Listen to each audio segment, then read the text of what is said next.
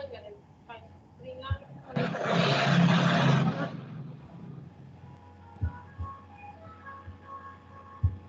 Assalamualaikum warahmatullahi wabarakatuh. Waalaikumsalam warahmatullahi wabarakatuh. Bismillah, alhamdulillah, wassalatu wassalamu ala rasulillah wa ala alihi wa ashabihi wa mawalah. Ma ba'd, ayuhat talaba wa talibat al-yawm. Bagaimana kabarnya hari ini? Bisihah wa afiyah? Alhamdulillah ala ni'amillah. Ya, kita bersyukur atas segala nikmat Allah. Satu di antaranya yakni sehat walafiat, kita masih diberikan umur panjang, kita masih diberikan kemudahan oleh Allah dalam menjalankan aktivitas kita. Ahad minha atau ahaduha yakni thalabul ilm, yakni belajar, ya, mencari ilmu. Mudah-mudahan Allah berikan ilmu yang bermanfaat. Baik, talabat talibat al-ahibba, anak-anak yang saya cintai. Minggu lalu kita sudah menyelesaikan materi kita tentang makna bacaan sholat, ya, dan gerakannya, kemudian keteladanan apa atau perilaku apa yang mesti dimiliki oleh pelaku sholat. Itu sudah, mudah-mudahan kita bisa praktekkan itu anak-anak, ya.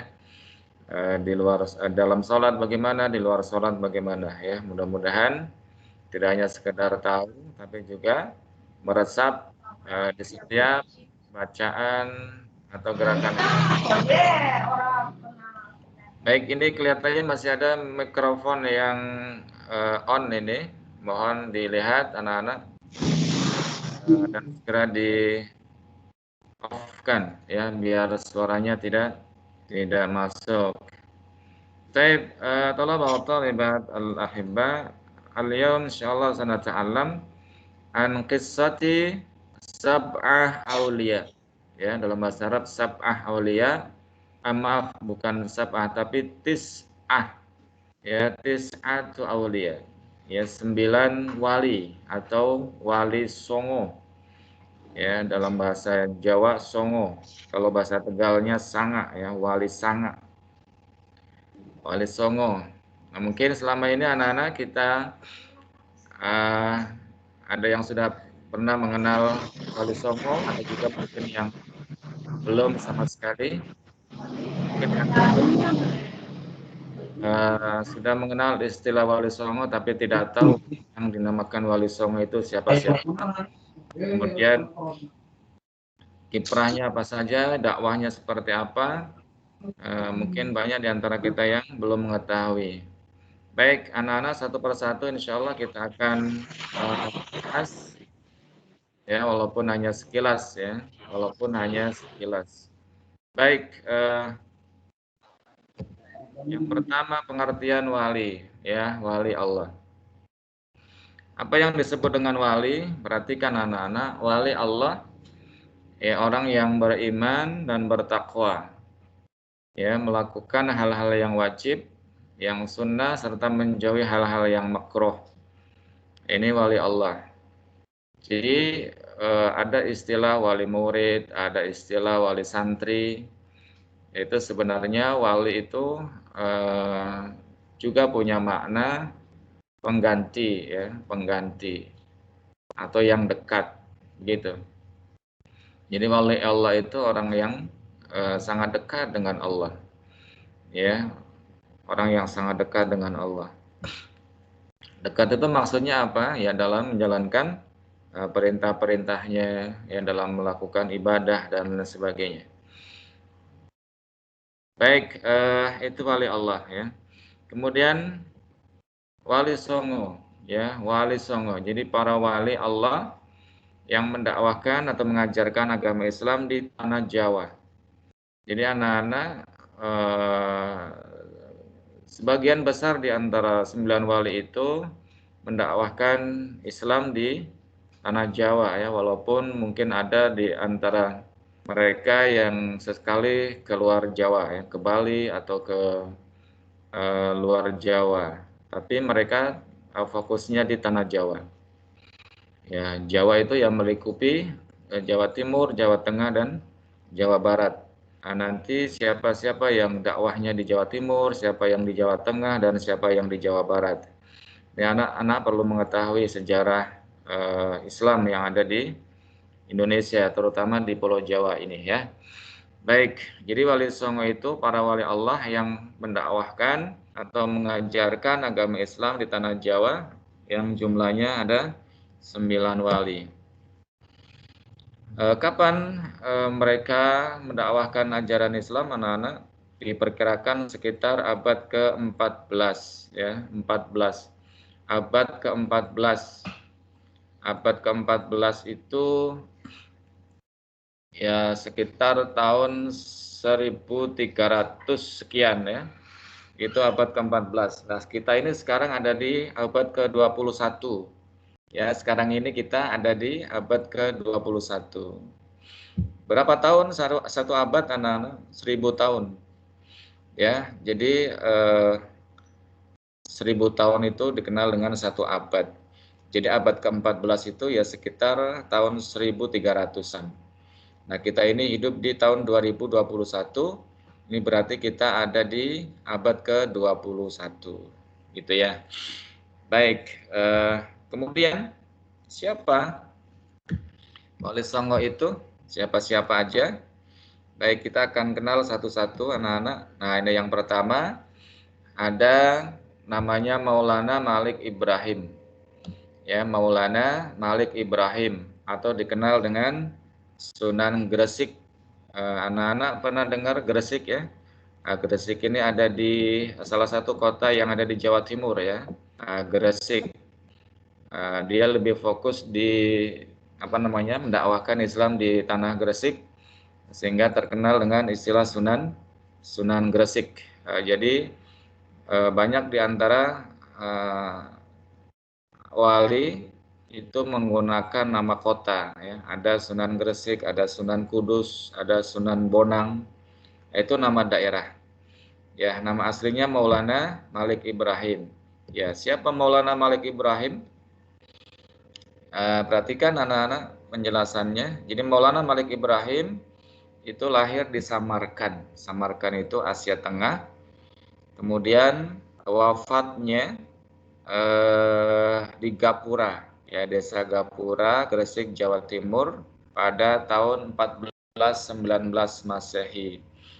Kita belum apa-apa ya, kita belum lahir, kita belum nggak tahu. Ayah kita juga kakek kita belum lahir. Kemudian Sunan Gresik ini anak-anak yang dimuliakan oleh Allah adalah orang pertama yang menyebarkan Islam di tanah Jawa. Ya, beliau adalah orang yang pertama menyebarkan Islam di tanah Jawa. Pekerjaannya di samping dia sebagai seorang dakwah atau dai, dia seorang pedagang dan juga seorang tabib. Ya, tabib itu kalau sekarang ya seorang dokter ya yang mampu untuk atau berusaha untuk menyembuhkan penyakit. Kemudian keteladanannya anak-anak dalam mendakwahkan Islam, beliau sangat semangat ya dalam mendakwahkan Islam. Kemudian banyak membela rakyat terutama di Jawa yang tertindas oleh kerajaan Majapahit saat itu. Cara beliau mengajarkan Islam itu dengan cara bercocok tanam, ya mengalirkan air dari gunung untuk mengairi sawah dan ladang. Jadi anak-anak para wali itu atau para dai itu memang berdakwah tidak seperti zaman sekarang ya, lebih banyak ceramah di mimbar, ya lebih banyak ceramah di masjid, musola, majelis taklim. Tapi orang-orang yang berdakwah zaman dulu itu menyesuaikan budaya ya, menyesuaikan budaya yang ada di masyarakat tertentu. Jadi di sana kebutuhannya apa? Di sanalah para dai terjun. Itu yang lebih berat ya. Yang lebih berat tantangannya. Ya dakwah tapi tidak kelihatan dakwah. Kemudian berikutnya nana yang kedua ada Sunan Ampel ya, Sunan Ampel. Ampel ini juga adalah nama daerah di Jawa Barat. Di Jawa Timur ya, Surabaya. Nah, ini nama aslinya adalah Raden Rahmat. Siapa Raden Rahmat? Nah, ini anak dari Maulana Malik Ibrahim.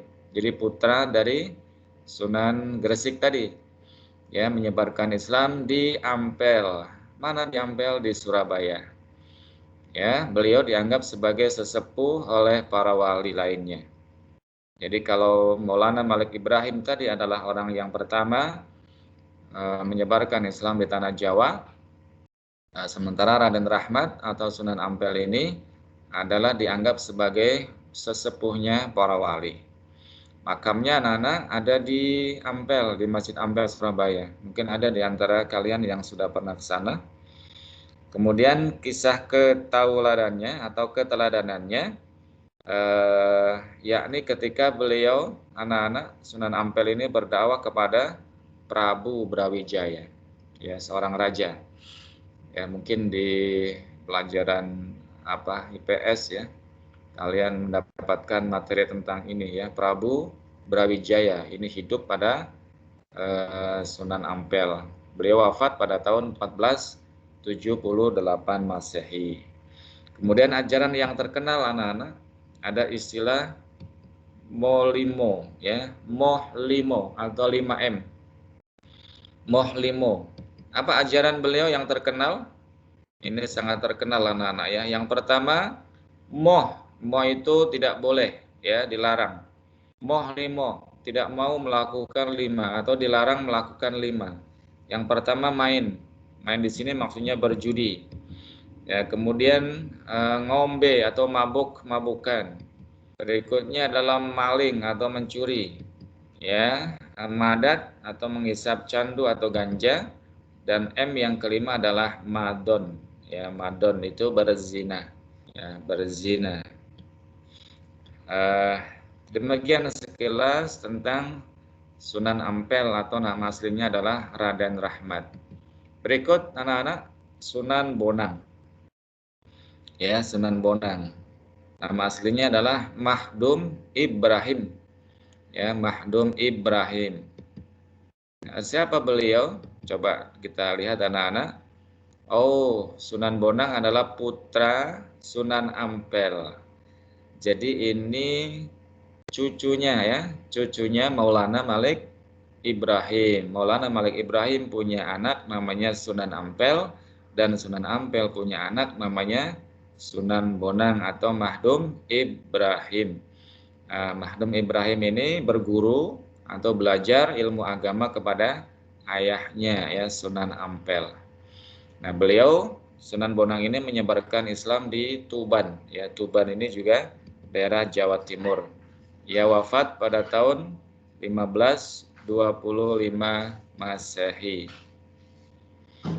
Nah, cara beliau berdakwah, perhatikan anak-anak, menggunakan kesenian rakyat ya. Tujuannya apa? Agar rakyat tertarik dan simpati.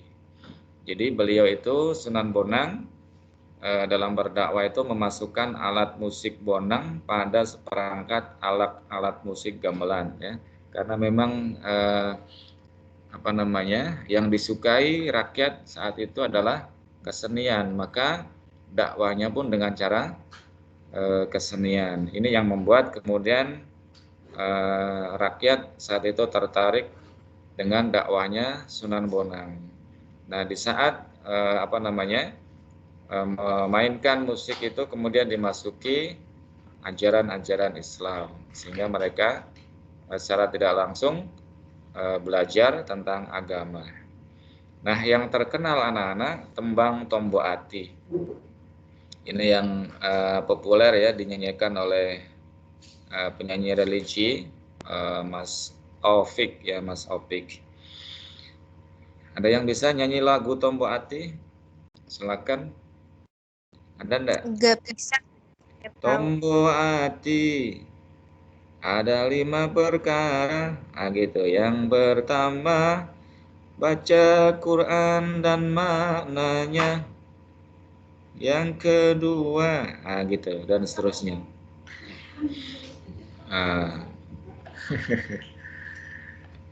Kelamaan. Nanti coba dilihat, kalau di bahasa Jawa itu suka ada tuh. Baik, itu tentang Sunan Bonang ya. Berikut anak-anak Sunan Derajat. Ya, Sunan Derajat ini nama aslinya adalah Raden Syarifuddin. Ya, nama aslinya Raden Syarifuddin, terkenal dengan Sunan Derajat. Siapa beliau? Nah, beliau adalah putra Sunan Ampel. Ini berarti adiknya Sunan Bonang ya. Sunan Bonang, Sunan Derajat. Kalau Sunan Bonang tadi berdakwah di Tuban, ini Sunan Derajat menyebarkan Islam di daerah Gresik. Maulana Malik Ibrahim kakeknya ya, ini menyebarkan Islam di daerah Gresik. Kisah keteladanannya anak-anak, beliau itu adalah orang yang sangat dermawan, ya, kerja keras, kemudian berusaha untuk meningkatkan kemakmuran masyarakatnya, ya, sehingga masyarakat menyukainya. Seperti Sunan Bonang, Sunan Derajat juga berdakwah melalui kesenian. Ya, di antara yang terkenal adalah tembang macapat, mocopat, pangkur. Anak-anak sudah diajari belum lagu ini di pelajaran bahasa Jawa? Ada yang sudah pernah diajari lagu tembang mocopat? Ustaz dulu waktu SD diajari, cuma lupa lagunya. Pokoknya yang gemulai itu, ya, nadanya gemulai sekali. Ya, nanti minta diajari ya sama Ustaz Yani. Ya, bagaimana tembang mocopat pangkur. Nah, itu ternyata gubahan atau ciptaan dari Sunan Derajat, ya. Jadi perlunya kita belajar bahasa Jawa, kemudian dikenalkan lagu-lagu Jawa. Itu kita mengenal sejarahnya ya. Ternyata lagu-lagu Jawa itu banyak diciptakan oleh para wali, para sunan. Baik, berikutnya anak-anak, Sunan Kudus. Mungkin sampai Kudus aja ya. Nanti selanjutnya kita akan pelajari pada pertemuan yang berikutnya. Yang sementara ini anak-anak sampai Sunan Kudus. Siapa Sunan Kudus? Kalian pernah ke Kudus atau pernah lewat Kudus? Baik. Oke.